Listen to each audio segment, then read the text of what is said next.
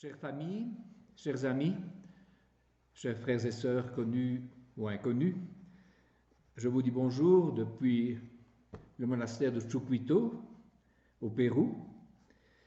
Vous savez peut-être qu'en ce temps de confinement, nous avons pris l'habitude de diffuser par le web certaines de nos célébrations, en particulier la célébration du dimanche, mais aussi de temps en temps une petite conférence, une méditation pour nourrir la vie spirituelle de notre famille bénédictine ici au Pérou, qui pour l'instant est dispersée un peu dans tout le pays.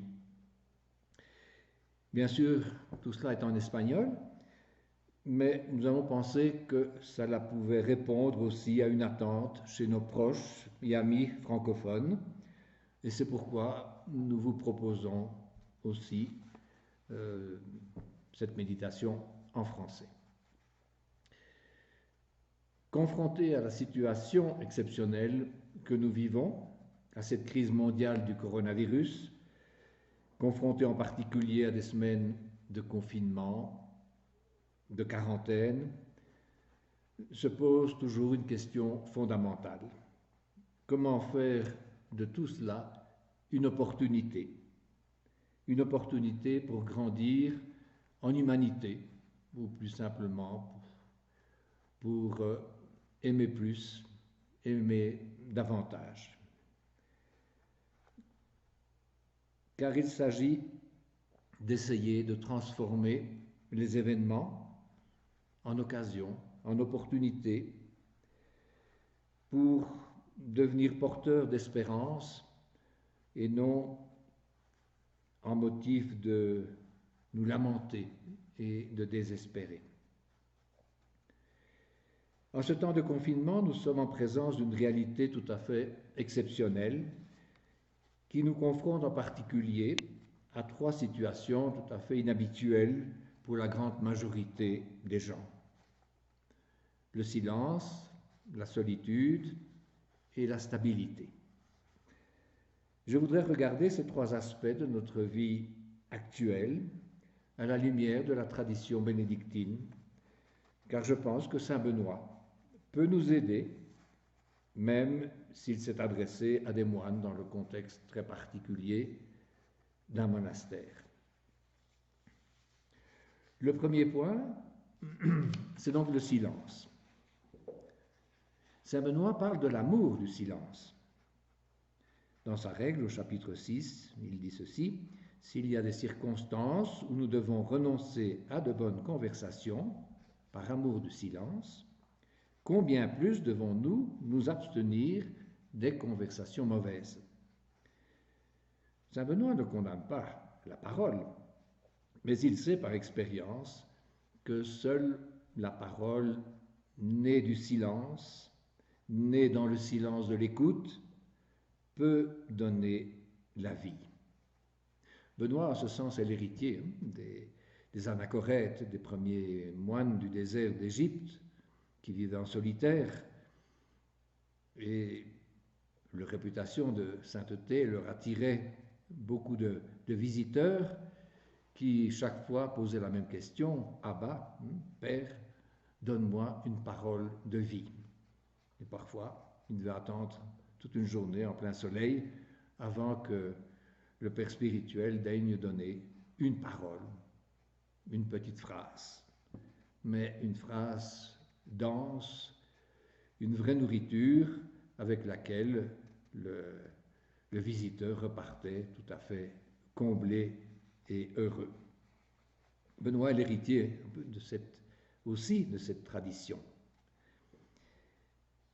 C'est pourquoi Saint Benoît nous demande de nous abstenir des paroles nées de l'impatience, des murmures, de la colère, de réactions impulsives, parce que ces paroles sont bien souvent des paroles qui n'édifient pas, qui ne construisent pas, mais au contraire découragent ou détruisent.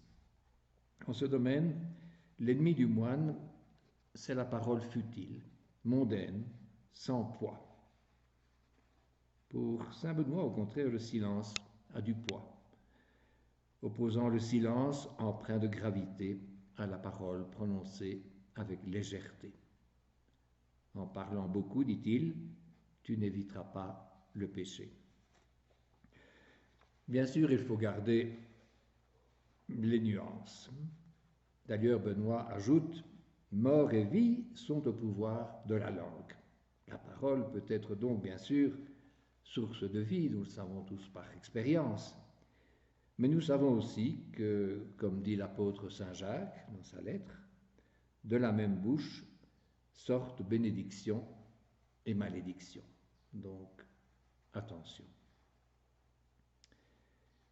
S'il y a une discipline du silence dans les monastères, ce n'est pas tant par défiance vis-à-vis des excès de la parole, mais bien plutôt par désir d'écouter le maître intérieur, celui qui nous murmure au fond du cœur.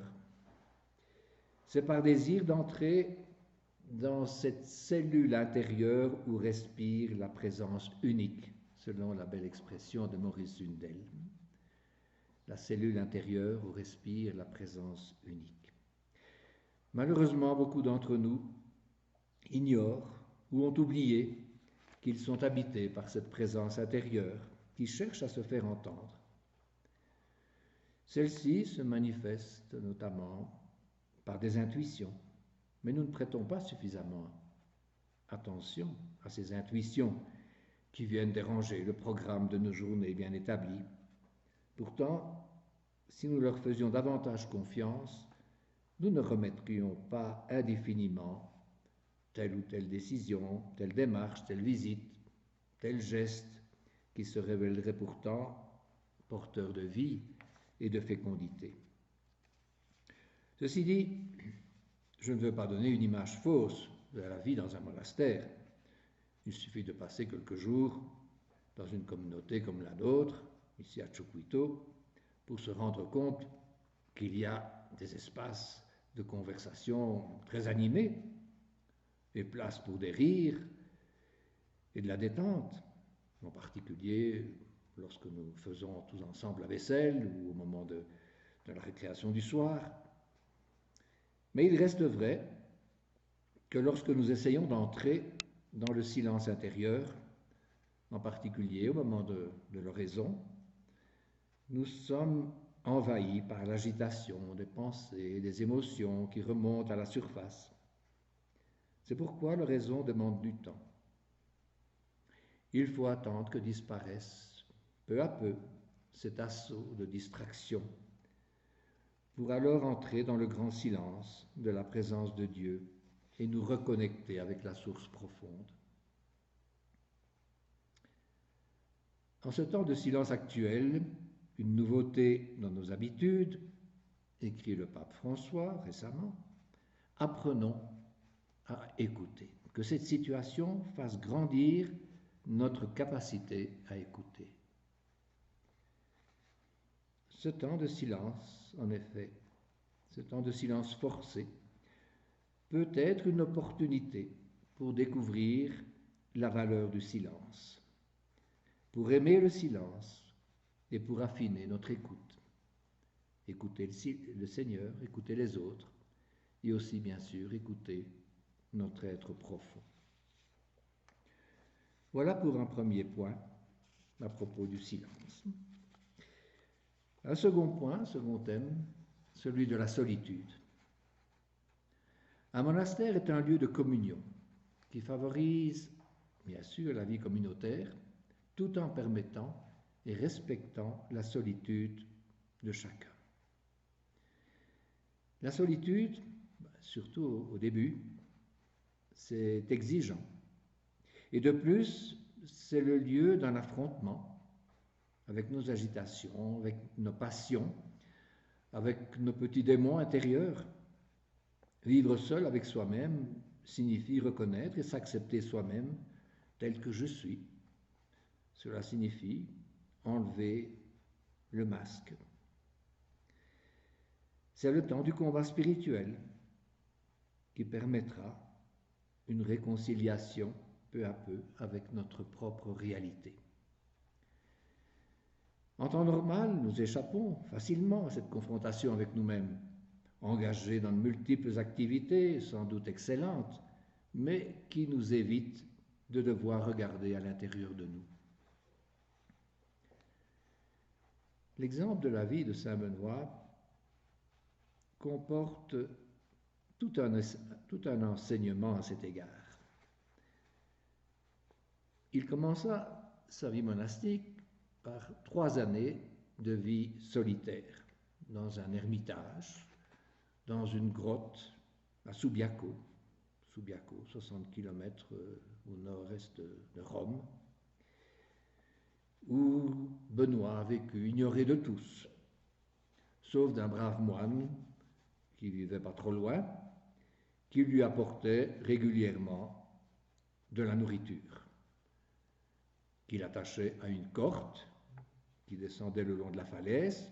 Il avait attaché à la corde aussi une petite sonnette, petite cloche, pour que Benoît sache que son repas était arrivé. Il a vécu ainsi pendant 3 ans, ignoré de tous, mais 3 années de rudes combats, parce que le désert, la solitude, nous le savons depuis saint Antoine, c'était le lieu de grandes tentations, de lutte contre les forces mauvaises et obscures qui sont à l'intérieur de chacun.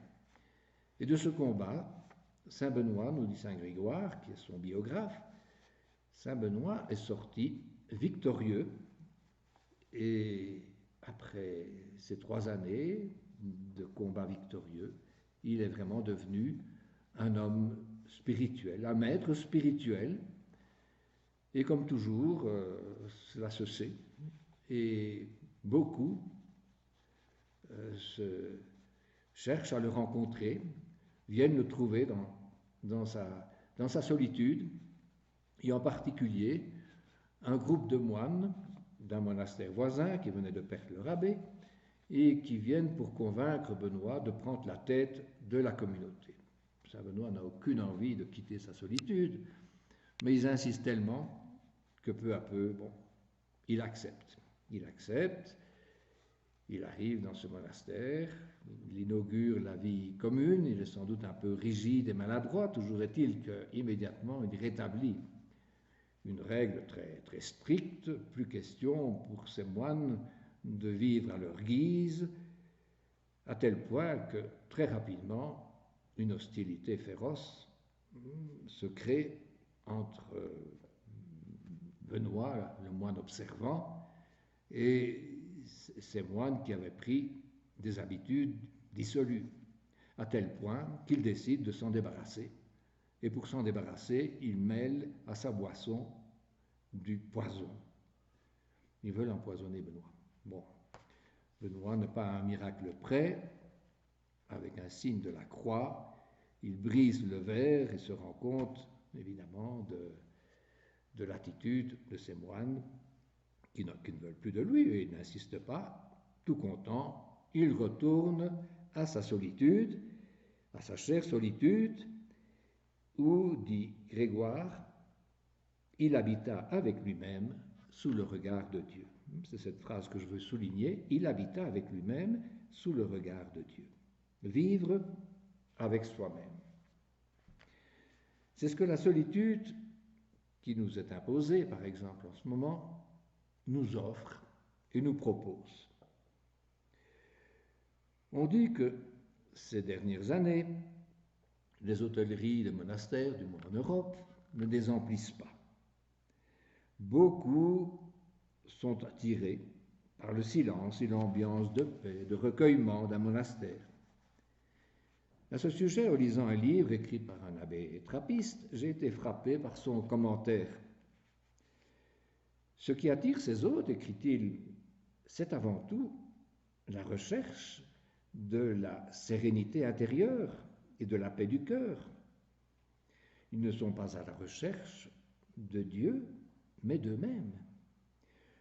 Beaucoup viennent au monastère pour se retrouver, pour réapprendre à vivre avec eux-mêmes, pour habiter avec eux-mêmes, pour reprendre l'expression. Et le commentaire poursuit, nous ne cherchons pas d'abord Dieu, mais nous-mêmes. Et c'est profondément humain, cette recherche d'harmonie et de paix intérieure. Et de plus, c'est conforme à ce que nous enseigne la Bible. Ce n'est pas nous qui prenons l'initiative de chercher Dieu, c'est Dieu qui le premier nous cherche et qui se met à notre hauteur. Le vrai problème de l'homme d'aujourd'hui, c'est de se trouver lui-même. Il a oublié d'où il vient, il a oublié où il va, et quels sont les chemins qui conduisent à la paix du cœur, perdu qu'il est dans un monde qui va toujours plus vite, qui change et s'étend sans fin. Dans ce monde, nos contemporains ont besoin de savoir qui ils sont et de trouver comment habiter avec eux-mêmes. Ça me rappelle aussi un pèlerinage que j'ai fait jadis à Compostelle. Il y avait beaucoup de monde sur le chemin, mais parmi tous ces pèlerins, une petite minorité avait un motif vraiment religieux, spirituel. Je pourrais dire que 90% faisaient ce chemin au départ un peu par aventure, pour faire un break dans leur vie. Ils ne savaient pas toujours exactement dire pourquoi ils le faisaient, ils sentaient confusément le besoin, oui, de faire un arrêt dans leur vie, de se retrouver, de se réunifier. Ils se sentaient dispersés et pas vraiment heureux dans ce qu'ils faisaient. Donc il y avait un motif au départ, plutôt pas très précis, un peu d'aventure parfois, mais à l'arrivée, on pouvait dire que presque tous étaient devenus des pèlerins. C'est-à-dire que, au fil des jours, d'une longue marche, d'un mois, 2 mois, parfois plus, le fait de se retrouver dans le silence de la nature, d'oublier toutes ses préoccupations, de se rendre disponible, accueillant à ce qui vient, eh bien, transforme l'homme. Ou plutôt, je pourrais dire, permet à Dieu de toucher les cœurs. C'est Dieu qui nous cherche le premier, et dans la mesure où il trouve des cœurs disponibles, il s'arrange toujours pour les toucher d'une manière ou d'une autre, à travers des signes parfois très, très petits, à travers une rencontre. Donc c'est vraiment une donnée importante de se dire que Dieu nous cherche, c'est lui qui nous cherche le premier. Habiter avec soi-même. Mais ce que dit saint Grégoire à propos de saint Benoît, c'est pas seulement habiter avec soi-même, c'est habiter avec soi-même en présence de Dieu, sous le regard de Dieu. C'est la disposition fondamentale, la clé de la vie de saint Benoît. Toute son œuvre est sortie de cette attention vigilante à soi-même et à Dieu. Il était en contact avec lui-même et à la fois avec Dieu, mais aussi avec les autres, parce qu'habiter avec soi-même, c'est la base pour communier avec les autres. C'est pourquoi, à partir de ce moment, la vie de Benoît va irradier à l'extérieur comme un feu qui se répand, comme une lampe qui va rayonner. Mais demandons-nous, que signifie pour Benoît vivre en présence de Dieu? Au chapitre 4 de sa règle, il nous donne une réponse. Tenir pour certain qu'en tout lieu, Dieu nous voit. Cela signifie pour lui se laisser regarder constamment par Dieu jusqu'au plus intime du cœur, lui exposer toutes ses pensées. Pour lui, la vie en présence de Dieu est un processus constant de purification. Dans la lumière de Dieu, rien ne reste caché. Un moine qui vivait depuis 40 ans dans un ashram en Inde disait à la fin de sa vie, « Mon unique règle, c'est de vivre avec le sentiment de la présence de Dieu. » Et je crois qu'Emmanuel Mounier disait la même chose, que sa règle de vie, c'était de vivre avec le sentiment de la présence de Dieu. Évidemment, cela suppose que nous concevions ce regard comme celui d'un Père plein d'amour et de compassion, qui veut notre bonheur, et non avec la vision d'un Dieu surveillant qui nous observe d'un œil inquisiteur, prêt à nous châtier, tel que malheureusement on nous l'a parfois présenté dans les siècles passés. Dès lors, pour tout chrétien, et pas seulement pour les moines, le problème fondamental n'est pas tant la foi dans l'existence de Dieu, mais bien plutôt l'attention à un Dieu qui est présent à sa vie et avec lequel il est appelé à entrer en relation de connaissance et d'amour. Et cela pour son propre bien, mais aussi pour le bien de tous ceux qui l'entourent. Comment, Seigneur, désires-tu que je réagisse? Constamment se poser la question dans une relation confiante et familière avec le Seigneur. Seigneur, qu'est-ce que tu attends de moi aujourd'hui? Éclaire-moi. Ensuite, vivre en présence de Dieu signifie apprendre à lire tout ce qui nous arrive comme une parole de Dieu pour nous, que cela nous plaise ou cela nous déplaise. Car il ne s'agit pas de subir les événements, comme je le disais au début, écrasés par un sentiment d'impuissance, comme ce qui nous arrive pour l'instant. Non, nous sommes invités à lire la réalité en relation avec notre vocation divine. Et cette vocation nous est révélée en particulier par les Écritures. Cette attente de Dieu sur nous, c'est dans la Bible, et particulièrement dans les Évangiles, que nous pouvons la découvrir. C'est là que nous découvrons ce à quoi nous sommes appelés. C'est à l'école de Jésus, en contemplant sa personne, en écoutant sa parole, que nous apprenons à devenir véritablement humains. C'est en nous mettant à l'école de celui qui a véritablement incarné notre humanité, selon le cœur de Dieu, que nous nous humanisons nous-mêmes et que nous devenons et manifestons ce que nous sommes au plus profond. Enfin, un troisième point, la stabilité. La stabilité imposée, non désirée, l'interdiction de circuler librement, de voyager, c'est une épreuve pour nos contemporains habitués à se déplacer constamment. La stabilité, le fait de rester dans sa maison, de rester chez soi durant des semaines, peut-être des mois, c'est quelque chose de totalement nouveau et difficilement supportable. Il n'empêche, la stabilité doit avoir un côté positif, puisque c'est un des 3 vœux monastiques. Le moine fait vœu de stabilité. Il s'agit de persévérer dans le monastère, en ce lieu où vit la communauté des frères. La stabilité est donc liée à la persévérance. La personne stable est une personne qui demeure sur ses pieds, qui résiste, qui ne fuit pas, qui ne déserte pas. Le vœu de stabilité, dans le sens de fidélité, nous préserve d'abandonner, nous préserve de nous échapper quand nous traversons un moment difficile, de désert, de crise, d'obscurité. Le vœu de stabilité nous entraîne à persévérer dans la confiance et la patience dans les moments de sécheresse spirituelle.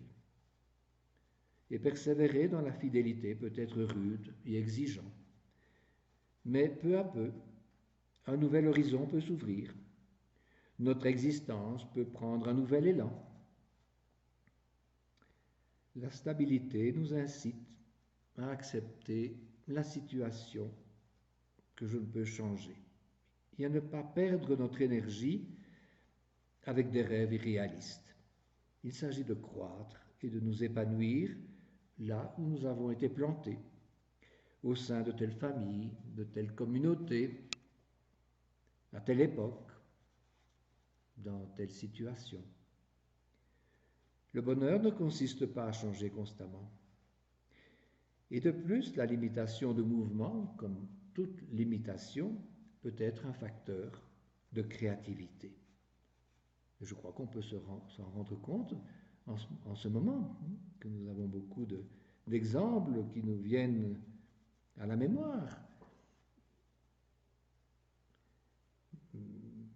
Les personnes font preuve de beaucoup de créativité pour maintenir, renouveler leurs relations, se communiquer des poèmes, des textes, des témoignages, des petites vidéos. Les échanges deviennent plus personnels, plus profonds. Il y a davantage d'attention les uns aux autres. Et même au niveau religieux, le fait de ne pouvoir pas malheureusement pour l'instant assister à la messe, à l'Eucharistie, oblige en particulier les prêtres à créer d'autres moyens de communiquer la bonne parole et permet aussi aux familles de se réunir pour une petite liturgie domestique. Il y a beaucoup de créativité en ce moment. Pour en revenir à Saint Benoît, il est vrai que la stabilité, fidélité à une communauté se confondait pratiquement avec la stabilité du lieu, avec la clôture du monastère, puisque les monastères à cette époque vivaient quasi en autarcie. Et Saint Benoît voulait d'ailleurs que tout puisse se trouver au monastère, de façon à ce que les moines ne doivent pas sortir au dehors, ce qui était, dit-il, très mauvais pour leur âme. La clôture a évidemment un sens beaucoup plus physique et géographique que la stabilité. Et il faut reconnaître que le confinement est non seulement une obligation de stabilité, mais quasi une obligation de vivre cloîtré. Une situation pas du tout facile, au moins pour la majorité. Je me rappelle, quand je suis entré au noviciat, je me rappelle un novice qui ne pouvait rester dans sa cellule plus de 10 minutes constamment. Il devait sortir pour une raison ou une autre. Et il disait, entrer au monastère, ce n'est rien, mais durer, c'est autre chose. Évidemment, peu de temps après, il sortait du monastère, il se rendait compte qu'il n'était pas fait pour cette vie-là. Pourtant, je pense à ce que dit un père du désert, demeure dans ta cellule et ta cellule t'enseignera tout. Il faut en effet préciser que le sens de la stabilité monastique, y compris à l'intérieur d'une clôture, doit être la manifestation d'une attitude spirituelle. Le moine demeure au monastère parce qu'il demeure en Christ.